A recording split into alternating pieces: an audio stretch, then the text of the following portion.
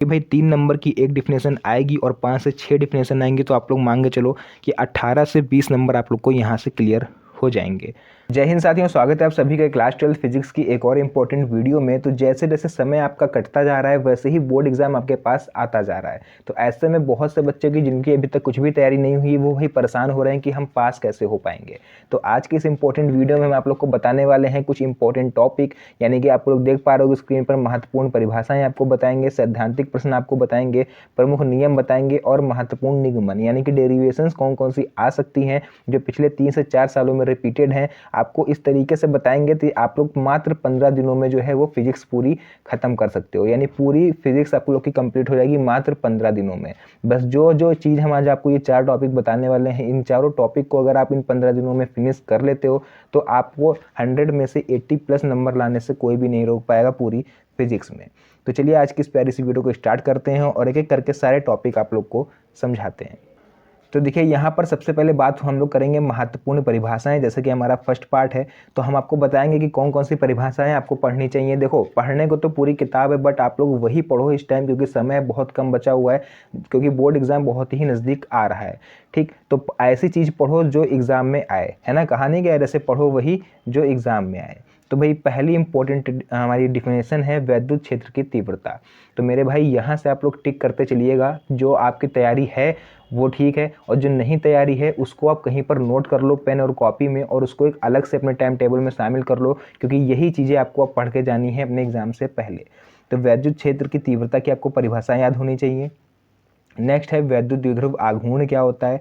तो देखो एक चीज़ हम और बताएंगे कि इन सभी चीज़ों के लिए आपको कहीं भटकना नहीं है, पूरे टॉपिक आपको मेरे ही चैनल की प्लेलिस्ट में मिल जाएंगे। उसका लिंक आपको नीचे हम डिस्क्रिप्शन बॉक्स में दे देंगे, आप वहाँ से उसको देख लीजिएगा, ठीक है, कहीं भटकना नहीं है आपको। थर्ड हमारा है रेखीय आवेश घनत्व क्या होता है ना, लैम्डा इज इक्वल टू जो फॉर्मूला होता है वो आपको इसकी डिफिनेशन पढ़नी है। और सभी डिफिनेशन जो है बच्चों वो 3 नंबर में पूछी जाती हैं, तो इसको बिल्कुल भी हल्के में मत लेना, क्योंकि 5 से 6 डिफिनेशंस आती हैं।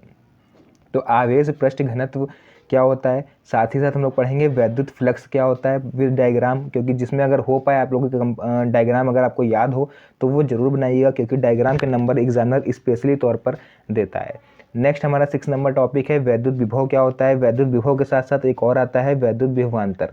तो ये जो 3 टॉपिक आप लोग देख रहे हो, वैद्युत फ्लक्स, वैद्युत विभव, वैद्युत द्विध्रुव आघूर्ण और इसी तरह से होता है वैद्युत द्विध्रुव, तो वो मैंने पूरा एक स्पेशल वीडियो बना के सब कवर कराया था। पूरा लिंक आपको नीचे डिस्क्रिप्शन बॉक्स में हम दे देंगे, बस वो आ जाके देख लीजिएगा।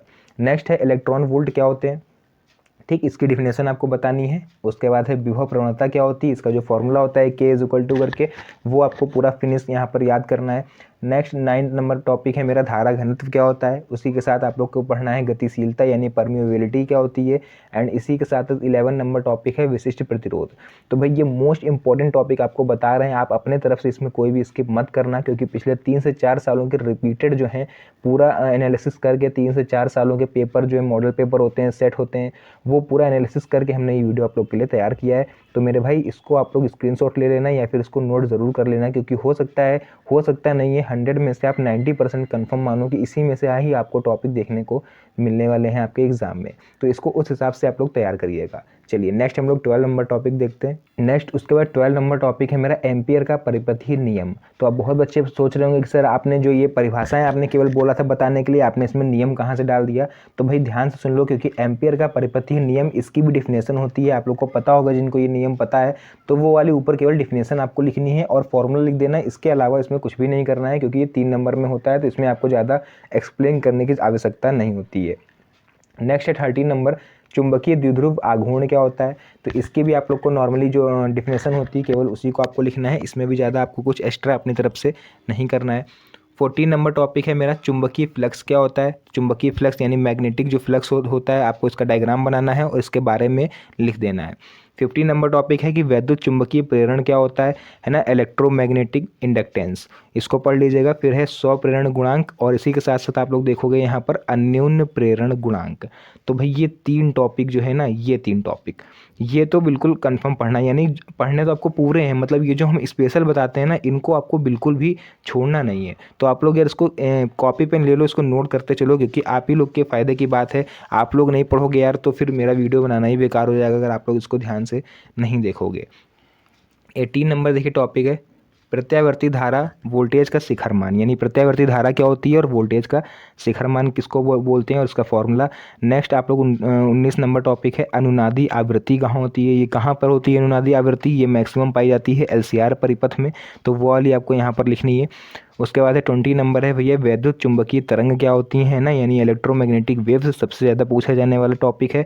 प्रकाश का परावर्तन, यहाँ से हमारा ऑप्टिक्स स्टार्ट हो गया है, क्योंकि ऑप्टिक्स से सबसे ज़्यादा न्यूमेरिकल बनते हैं, तो वो न्यूमेरिकल भी हम आप लोग को परमानेंट करा ही रहे हैं, उसमें कोई भी वो बात नहीं है फिलहाल। तो अगर आप लोग को और ज़्यादा इस पर न्यूमेरिकल चाहिए तो आप लोग कमेंट सेक्शन में बता सकते हो। नेक्स्ट है संयुग्मी फोकस क्या होता है ना, संयुग्मी फोकस। और इसी के साथ साथ हम लोग देखेंगे 23 नंबर टॉपिक है रेखीय आवर्धन, जो आपको पता होगा m=v/u करके होता है ना, जो लेंस होते हैं उनके जो प्रतिबिंब बनता है। तो उसी के साथ साथ हम लोग देखेंगे प्रकाश का अपवर्तन क्या होता है, और आप लोग को इसी के साथ साथ पढ़ना है प्रकाश का परावर्तन, क्योंकि प्रकाश का परावर्तन और अपवर्तन दोनों ही टॉपिक बहुत ही ज़्यादा इंपॉर्टेंट हैं। उसके बाद पढ़ेंगे 25 नंबर पे भैया क्रांतिक कोण यानी क्रिटिकल एंगल कैसे बनता है और क्या इसमें क्रिया होती है। तो आपको 26 नंबर टॉपिक दिख रहा होगा पूर्ण आंतरिक परावर्तन। ये दोनों एक दूसरे से काफ़ी रिलेटेड हैं, क्योंकि जब पूर्ण आंतरिक परावर्तन होता है उससे ठीक पहले हमारे क्रांतिक कोण यानी कि क्रिटिकल एंगल का निर्माण होता है। ये चीज़ आप लोग को पता होगी, नहीं पता है तो आपको हम नेक्स्ट वीडियो में एक्सप्लेन कर देंगे, क्योंकि सभी टॉपिक मैं ऑलरेडी आप लोग को बता चुका हूँ। लिंक आपको नीचे डिस्क्रिप्शन में मिलेगा। बट कुछ टॉपिक ऐसे हैं जो मेरे से छूट गए हैं, वो आप लोग को हम एग्ज़ाम से पहले पहले हर हाल में कंफर्म क्लियर करा देंगे। तो आज ही अगर आप लोग नए हो यार तो चैनल को सब्सक्राइब जरूर कर लेना, क्योंकि आप लोग अगर सब्सक्राइब नहीं करोगे तो आपके पास नोटिफिकेशन नहीं जाएगा, जिससे कि जो भी इंपॉर्टेंट वीडियो हम डालेंगे वो आप लोग नहीं देख पाओगे। चलिए देखते हैं 27 नंबर टॉपिक कौन सा है। 27 नंबर टॉपिक है मेरा लेंस का द्वितीय फोकस क्या होता है। तो लेंस का द्वितीय फोकस क्या होगा, जैसे कि आपको पता होगा, जैसे हमारा लेंस होता है और जो फोकस होता है हमारा दर्पण याद करिए अगर हाई स्कूल में अगर आप लोगों ने पढ़ा हो, जो दर्पण से हमारा बनता था ना, इमेज बनती थी, और सॉरी इमेज की जो परछाई बनती थी, जो उसको बोलते हैं प्रतिबिंब जो बनता था, है ना, वो इस साइड में बनता था, एक इस साइड भी फोकस होता है, यानी दो फोकस होते हैं, वही द्वितीय फोकस की यहाँ पर आपको परिभाषा बतानी है। उसी के साथ आपको बताना है कोणीय विक्षेपण क्या होता है और ये कहाँ पर होता है, अब आपको पता होगा, ये आपको जो है ये प्रिज्म में भी देखने को मिल जाएगा। उसके बाद है वर्ण विक्षेपण क्षमता क्या होती है।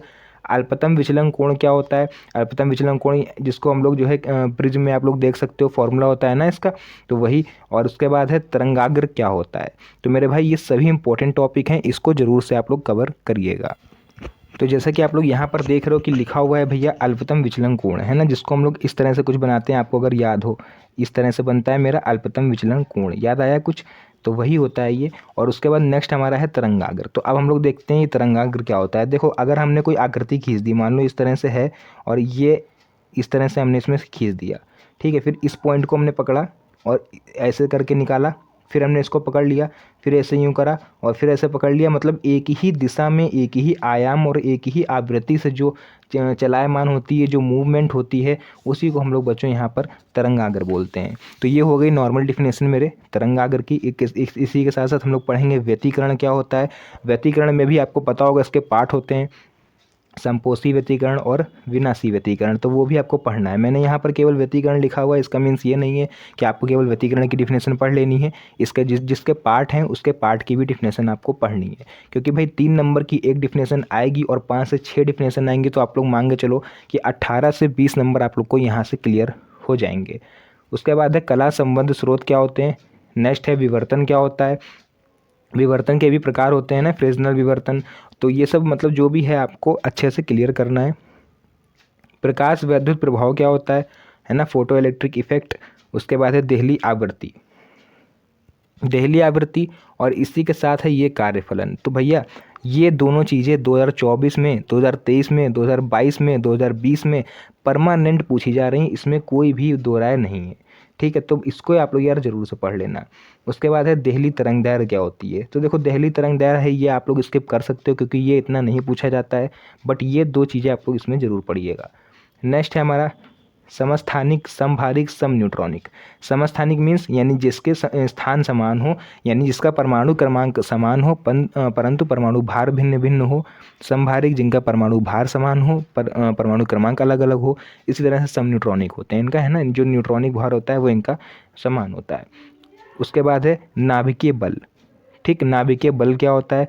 41 नंबर टॉपिक है द्रव्यमान क्षति क्या होती है, यानी द्रव्यमान में लॉस क्या क्या होते हैं वो आपको यहाँ पर पढ़ने हैं, है ना। तो ये आपको रिएक्टर वाला जो लास्ट वाला फॉर्मूला है नाभिकीय वाला, उसमें आपको ये देखने को मिल जाएगा। चलिए देखते हैं इसी तरह 42 नंबर टॉपिक कौन सा है।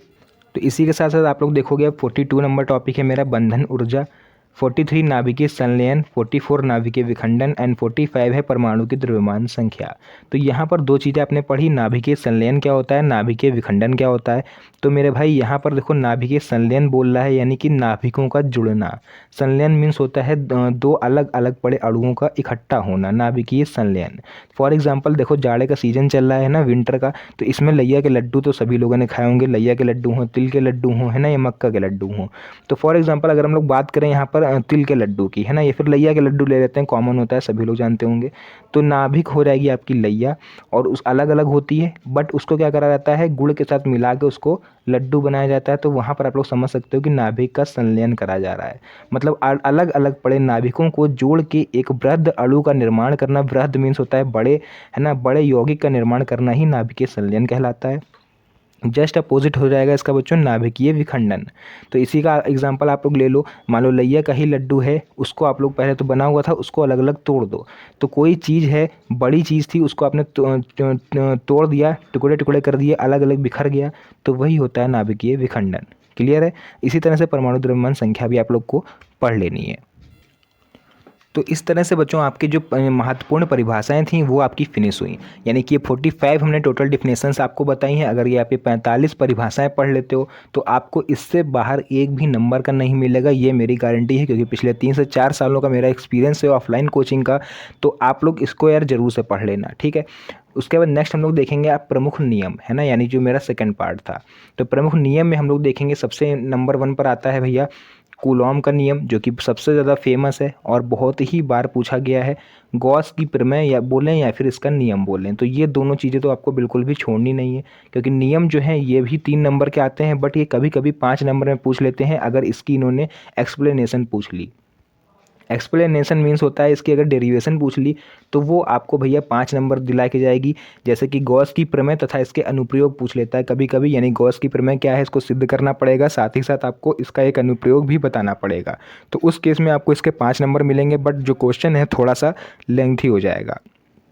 थर्ड नंबर है ओम का नियम। ओम का नियम जैसा हम लोगों ने हाई स्कूल में पढ़ा था सेम आप लोग को यहाँ पर छाप देना है, इसमें कोई भी अलग से आपको नहीं करना है, कोई डेरिवेशन नहीं है। उसके बाद फोर्थ पॉइंट है मेरा किरचॉफ का नियम। तो देखो किरचॉफ के यहाँ पर 2 नियम होते हैं। पहला नियम होता है धारा का नियम, जिसको हम लोग बोलते हैं संधि का नियम। सेकंड होता है वोल्टता का नियम, यानी बंद पॉज का नियम। तो भैया नाम अलग अलग होते हैं, बस आप लोग ध्यान से सुन लेना, क्योंकि एग्जामिनर आप लोग को कन्फ्यूज़ करने के लिए अलग अलग नाम दे सकता है। 5 नंबर टॉपिक है एम्पियर का परिपथीय नियम क्या होता है, यानी इसको आप लोग जो कैसे प्रूव कर सकते हो। तो एक चीज़ आप लोग को हम बताएंगे कि ये जो प्रमुख नियम हैं जितने भी, आपको हम टोटल 10 नियम बताने वाले हैं। एंड सबसे इम्पॉर्टेंट और सबसे बढ़िया चीज़ ये है कि इन्हीं 10 नियम की मैंने ऑलरेडी वीडियो अपलोड कर दी है। आप लोग कमेंट सेक्शन में जाएंगे या फिर आप लोग डिस्क्रिप्शन बॉक्स में जाओगे तो वहाँ पर आपको हम इसका लिंक दे देंगे, जहाँ पर सभी 10 नियम आप लोग एक ही जगह पर मात्र 20 मिनट में कंप्लीट कर सकते हो, यानी कि ज़्यादा समय भी नहीं जाएगा और मात्र 2 से 3 मिनट में आपका एक नियम कंप्लीट हो जाएगा। मात्र 20 से 22 मिनट की वीडियो है, पूरा देख लीजिएगा, वहाँ पर ये सारे 10 के 10 नियम हमने कंप्लीट से बताए हुए हैं। तो उसके बाद नेक्स्ट हम लोग देखेंगे बायो सैवर्ट का नियम क्या होता है। बहुत ही सिंपल है, ज़्यादा इसमें आपको कुछ नहीं करना है, एक छोटा सा डायग्राम बनता है और उसका फॉर्मूला लिख दिया जाता है। 7 नंबर टॉपिक है फैराडे का विद्युत चुंबकीय प्रेरण का नियम, यानी फैराडे के भी भैया 2 नियम होते हैं, तो वो भी देख लीजिएगा आप लोग। आइंस्टीन का प्रकाश विद्युत समीकरण, नेक्स्ट है प्रकाश के अपवर्तन के नियम, एंड लास्ट है हमारा स्नेल के नियम। तो ये 10 नियम में से एक भी नियम आपको नहीं छोड़ना है। जैसे कि मैंने अभी बताया, इस पे वीडियो अपलोडेड है, आप लोग जाइए इस वीडियो के बाद, उसका लिंक आपको नीचे डिस्क्रिप्शन बॉक्स में मिल जाएगा, जाके तुरंत से इस वीडियो को देख लेंगे।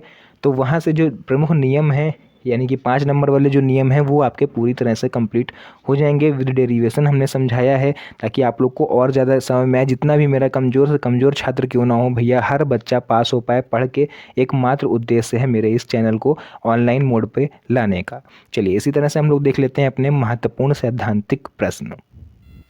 तो महत्वपूर्ण सैद्धांतिक प्रश्न की बात करें तो भैया सैद्धांतिक मीन्स देखो यहाँ पर तो एक तरह से थ्योरेटिकल पार्ट भी होता है, बट इसको हम लोग प्योर थ्योरेटिकल नहीं बोलेंगे, इसमें थोड़ी सी डेरिवेशन भी मिक्स होती है, इसीलिए इसको हम लोग सैद्धांतिक बोलते हैं, है ना। तो पहला है जैसे कि प्रत्यावर्ती धारा जनित्र क्या होता है, जिसको हम लोग डायनेमो बोलते हैं, इसका सिद्धांत आपको लिखना है एंड कार्यविधि लिखनी है। तो अब बहुत से लोग बोलेंगे कमेंट सेक्शन में कि सर ये तो हमारे सिलेबस में ही नहीं है, तो भाई ऐसा बोलने वाले लोग एक बार आप लोग सिलेबस चेक करो जाके अच्छी तरह से, यूपीएमएसपी की जो वेबसाइट है वहाँ पर क्लियर शब्दों में डायनेमो आप लोग को दिखाई दे जाएगा। तो भाई ये सिलेबस में है, आप लोग इस भ्रम में मत रहना कि सिलेबस में नहीं है तो ये नहीं आएगा। नेक्स्ट हमारा है ट्रांसफार्मर का सिद्धांत और कार्यविधि क्या है, इसकी संरचना एवं जो भी इसका डेरिवेशन भी है इसमें थोड़ी सी, वो भी आप लोग देखोगे तो इस पर भी वीडियो अपलोडेड है, आप लोग जाके देख सकते हो। अगर हम लिंक नहीं डाल पाते हैं यार तो अगर भूलवश तो आप लोग मुझे याद दिला दीजिएगा कमेंट करके, और वरना आप लोग मेरी प्लेलिस्ट चेक करोगे, मैंने ऑलरेडी अपलोडेड कर दी है, सभी प्लेलिस्ट मैंने क्रिएट कर दी ताकि आप लोग को भटकना ना पड़े, आसानी से एक ही जगह पर आपको सारी वीडियोज़ मिल जाएँ। नेक्स्ट है हाइगेंस की द्वितीयक तरंगिकाओं का सिद्धांत क्या होता है, रदरफोर्ड का अल्फा कर्ण प्रकीर्णन का प्रयोग, इसमें डायग्राम है, उस डायग्राम को अगर आप बना देते हो तो फिर आप थ्योरी चाहे जितनी भी बेकार लिखो बट नंबर आपको फुल मिलने वाले हैं। 5 नंबर है रदरफोर्ड का परमाणु मॉडल क्या होता है, इसके परमाणु मॉडल और इसके परमाणु मॉडल में कमियां आपको बतानी है।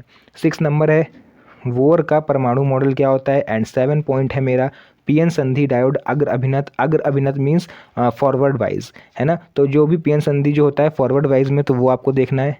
पीएन संधि डायोड क्या होता है, नॉर्मल, एंड पीएन संधि डायोड अर्धतरंग दृष्टिकारी यानी कि हाफ वेव रेक्टिफायर, एंड आपको इसी के साथ पढ़ना है फुल वेव रेक्टिफायर।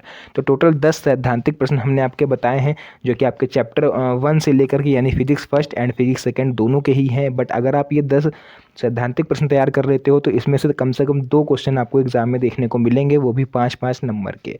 तो इसको आप लोग स्किप मत करना। उसके बाद हम लोग पढ़ने वाले हैं महत्वपूर्ण निगमन। महत्वपूर्ण निगमन यानी कि इम्पोर्टेंट डेरिवेशन, ऐसी डेरिवेशन जो पिछले 3 सालों से रिपीटेड हो रही हैं, वो सभी डेरिवेशन मैंने आप लोग के लिए यहाँ पर नोट करी हुई हैं। एंड बताने से पहले सबसे पहले हम आप लोग को बता देंगे कि इन सभी डेरिवेशन को मैंने ऑलरेडी कंप्लीट करा दिया है, मैंने इसी पे प्लेलिस्ट बना दी है इंपॉर्टेंट डेरिवेशन क्लास 12 फिजिक्स, आप लोग जाके मेरे चैनल के प्लेलिस्ट में जाके देख सकते हो। पहली इंपॉर्टेंट डेरिवेशन है वैद्युत द्विध्रुव की अच्छी स्थिति में वैद्युत क्षेत्र की तीव्रता का व्यंजक आप लोग को ज्ञात करना है। एंड सेकंड है एक समान वैद्युत क्षेत्र में द्विध्रुव पर लगने वाले बलाघूर्ण का व्यंजक ज्ञात करना है। सभी पर वीडियो अपलोडेड है, बार बार बोल रहे हैं आपसे, तो आप लोग को बस थोड़ी सी मेहनत करके उस लिंक पे क्लिक करना है वीडियो के। चलिए देखते हैं अपना नेक्स्ट टॉपिक। उसके बाद थर्ड मेरा टॉपिक है अनंत विस्तार की समतल आवेशित चालक चादर के निकट वैद्युत क्षेत्र की तीव्रता का व्यंजक, यह आपको पढ़ना है। एंड 4th नंबर है मेरा समांतर प्लेट संधारित्र की धारिता के लिए सूत्र का निगमन करना है। 5th है संधारित्र में संचित ऊर्जा घनत्व का निगमन करें। तो ये जितने भी इंपॉर्टेंट डेरिवेशन देख रहे हो मेरे भाई, सभी पे ऑलरेडी वीडियो अपलोडेड है। मैं बार बार इसलिए बोल रहा हूँ ताकि आप लोग को याद रहे वीडियो देखने का, है ना। उसके बाद संधारित्रों का संयोजन, यानी जो भी संधारित्र होता है उनका संयोजन हम लोग किस प्रकार से कर सकते हैं, कितने टाइप से कर सकते हैं, उन पर भी इंपॉर्टेंट डेरिवेशन आपको बतानी है। जैसे कि संधारित्र का संयोजन है, ये हम लोग 2 तरह से करते हैं, एक होता है श्रेणी क्रम संधारित्र संयोजन, एक होता है समांतर क्रम। तो वो श्रेणी और समांतर क्यों होता है ये भी आपको डेरिवेशन के थ्रू बताना है, तो आप लोग देख लीजिएगा, उस पर वीडियो है। नेक्स्ट है व्हीटस्टोन ब्रिज क्या होता है ना, व्हीटस्टोन सेतु, क्योंकि ये बहुत बार पूछा गया है ना। तो ये जो व्हीटस्टोन सेतु है ये लगभग 2016 से परमानेंट आ रहा है एग्जाम में। उसके बाद है भैया 2 समांतर धारावाही चालक तारों के बीच लगने वाले बल का व्यंजक निकालना है, तो वो भी आप लोग देखिएगा। सबसे इम्पोर्टेंट मेरे सामने डेरिवेशन आ चुकी है एलसीआर परिपथ की प्रतिबाधा तथा कालांतर के लिए व्यंजक। तो एलसीआर परिपथ क्या होता है भैया, ये पूरा पढ़ लेना। ऐसा परिपथ जिसमें एलसीआर यानी जो इंडक्टेंस, कैपेसिटेंस एंड रेजिस्टेंस तीनों इन्वॉल्व हों, उस परिपथ का निर्माण करने में ऐसा परिपथ कहलाता है एलसीआर परिपथ। इसकी प्रतिबाधा निकाल लेना एंड कालांतर निकाल लेना, tan phi करके जो होती है। 10 है किसी गोलीय पृष्ठ पर अपवर्तन के लिए सूत्र का व्यंजक, यानी किसी गोलीय पृष्ठ पर जो अपवर्तन होता है उसके सूत्र का आपको व्यंजक करना है, यानी उत्पत्ति करनी है। 11 नंबर टॉपिक है पतले लेंस के लिए अपवर्तन का सूत्र, और 12 नंबर टॉपिक है संपर्क में रखे दो पतले लेंस के बीच संयुक्त फोकस दूरी के लिए सूत्र। तो ये 12 हमने टोटल यहाँ पर लिखी हुई है डेरिवेशन। इसमें एक इंपॉर्टेंट डेरिवेशन जो मेरे से छूट गई है वो है लेंस मेकर सूत्र। तो लेंस मेकर सूत्र इसलिए मैंने बोला क्योंकि बहुत ही ज़्यादा इंपॉर्टेंट और 2024-2023 के सारे सेटों में आया हुआ, 1-2 सेट नहीं 7 सेट होते हैं। 2024 के सातों सेट में आया है, 2023 के भी सातों सेट में आया है, तो उसको आप लोग मत छोड़िएगा। तो इस तरह से जो भी इंपॉर्टेंट टॉपिक हो सकते थे 15 दिन में आप लोग कैसे फिजिक्स को तैयार कर सकते हो मैंने फुल एक्सप्लेन कर दिया है। आप लोग इस वीडियो को अपने तक ही सीमित मत रखना, अपने दोस्तों के साथ भी इसको शेयर करो ताकि वो लोग भी भैया पढ़ के पास हो पाएँ। तो आज के लिए फ़िलहाल इस वीडियो को हम लोग यहीं पर एंड करेंगे। मिलते हैं नेक्स्ट वीडियो में एक और अच्छी इंटरेस्टिंग मज़ेदार वीडियो के साथ। तब तक के लिए धन्यवाद। जय हिंद।